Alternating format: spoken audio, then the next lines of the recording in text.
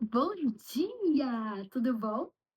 Hoje é quarta-feira, dia 1º de outubro, a gente está no dia de leitura 274 e eu vou ler Obadias 1, Jonas 1, 2, 3 e 4. Não se assuste, que é pouquinho, é só essa página e essa. E eu já tive alta, ai, tô feliz. Agora eu só tô esperando o médico chegar. Eu vou ler rapidinho para não ser, a gente não ser interrompido. E aí eu já vou para casa. Eu só tô aqui para fazer o tratamento, né? Para quem não sabe, eu tirei um câncer de tireoide com metástase.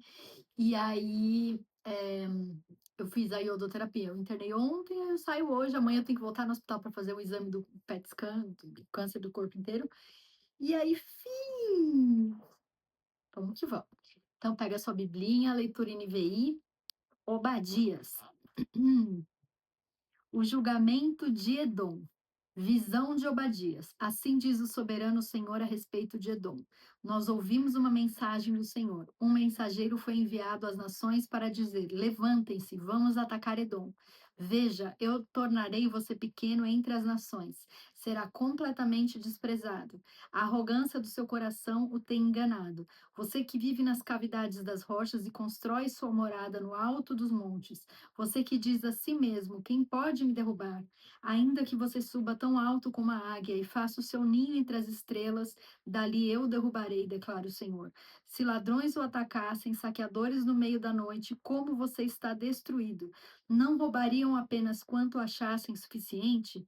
Se os que colhem uva chegassem a você, não deixariam para trás pelo menos alguns cachos?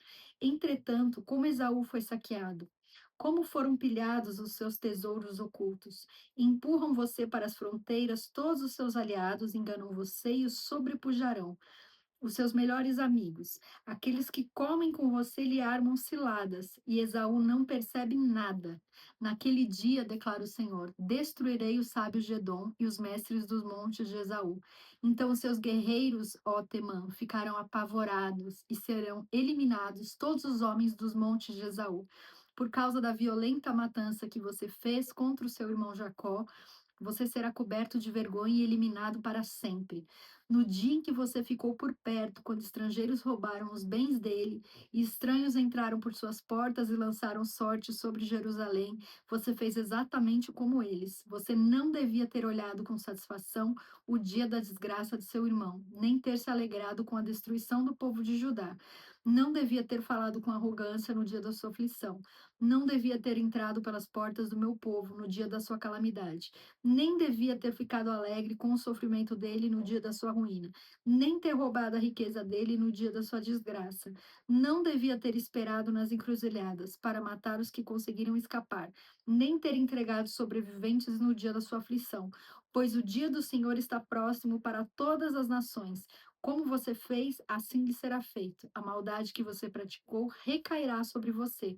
Assim como vocês beberam do meu castigo no meu santo monte, também todas as nações beberão sem parar. Beberão até o fim e serão como se nunca. Desculpa. Se nunca tivessem existido. Mas no monte Sião estarão os que escaparam. Ele será santo e a descendência de Jacó possuirá a sua herança. A descendência de Jacó será um fogo e a de José uma chama. A descendência de Esaú será a palha. Eles a incendiarão e a consumirão. Não haverá sobreviventes da descendência de Esaú, declara o Senhor.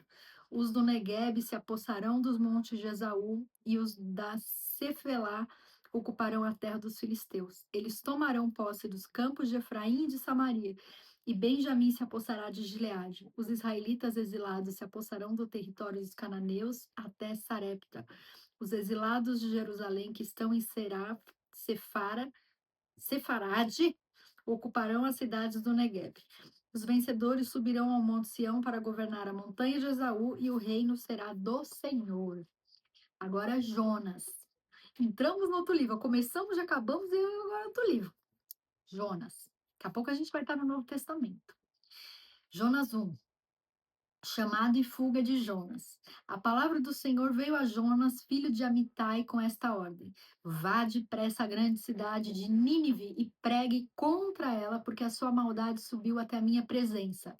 Mas Jonas fugiu da presença do Senhor, dirigindo-se para Tarsis. Desceu à cidade de Jope, onde encontrou um navio que se destinava àquele porto.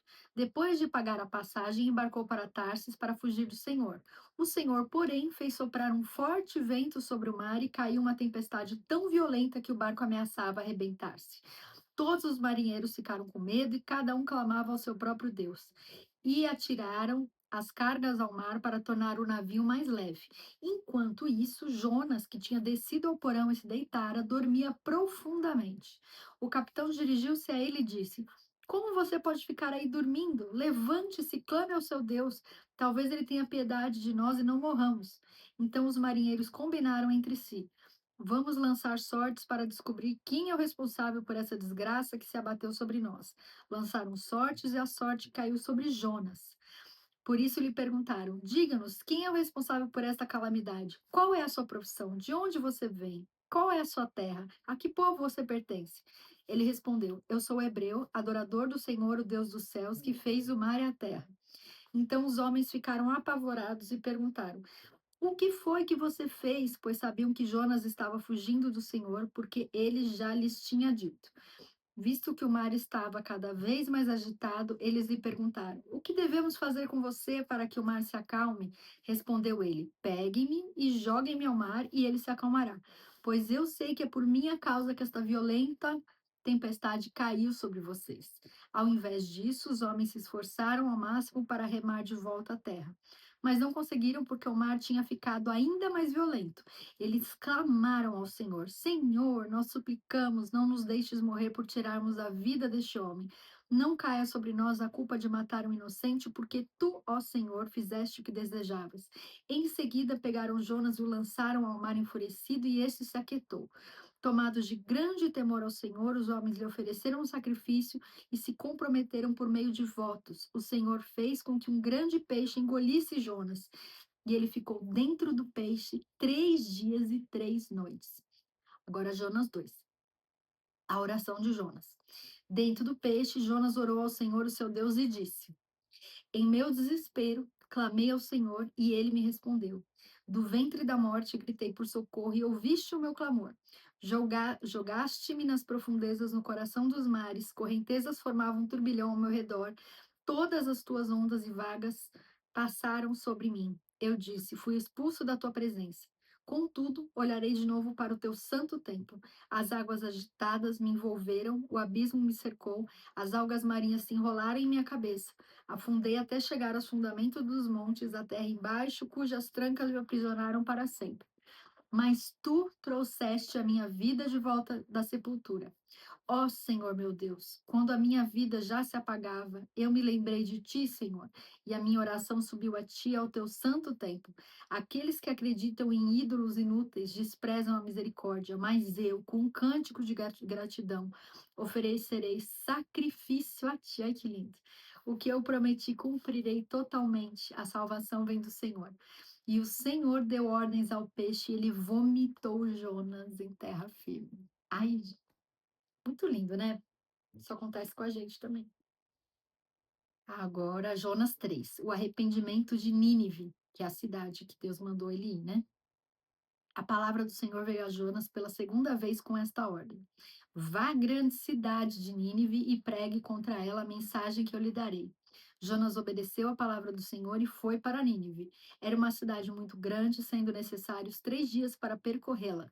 Jonas entrou na cidade e a percorreu durante um dia, proclamando: Daqui a 40 dias Nínive será destruída. Os ninivitas creram em Deus, proclamaram um jejum e todos eles, do maior ao menor, vestiram-se de pano de saco. Quando as notícias chegaram ao rei de Nínive, ele se levantou do trono, tirou o manto real, vestiu-se de pano de saco e sentou-se sobre cinza.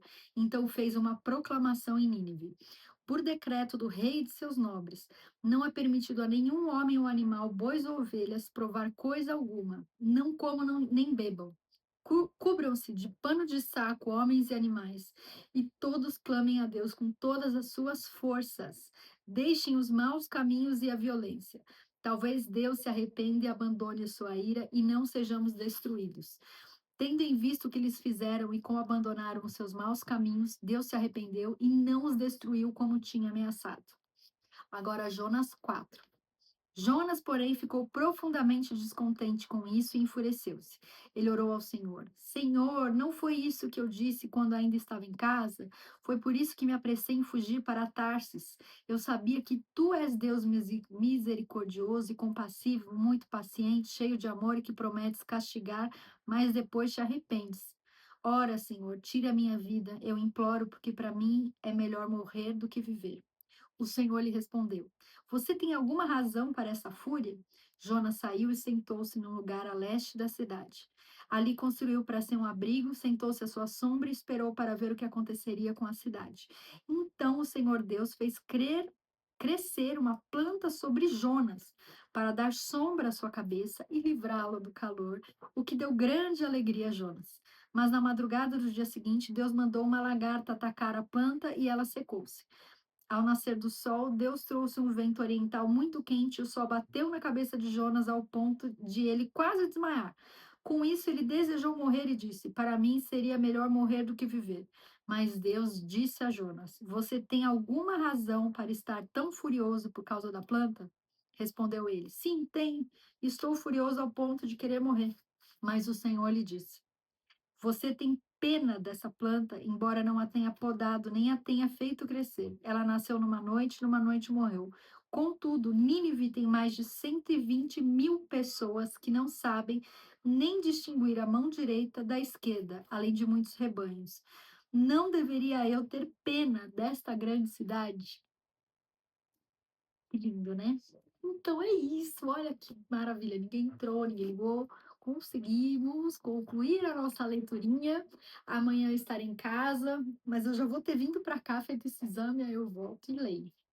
Mas fica com Deus, muito obrigada pelo carinho. Deixa um comentário para eu ler e te responder depois, para saber que você está assistindo esse vídeo. E aí, compartilha com quem você achar que precisa ouvir a palavra. Um beijo e até o próximo vídeo.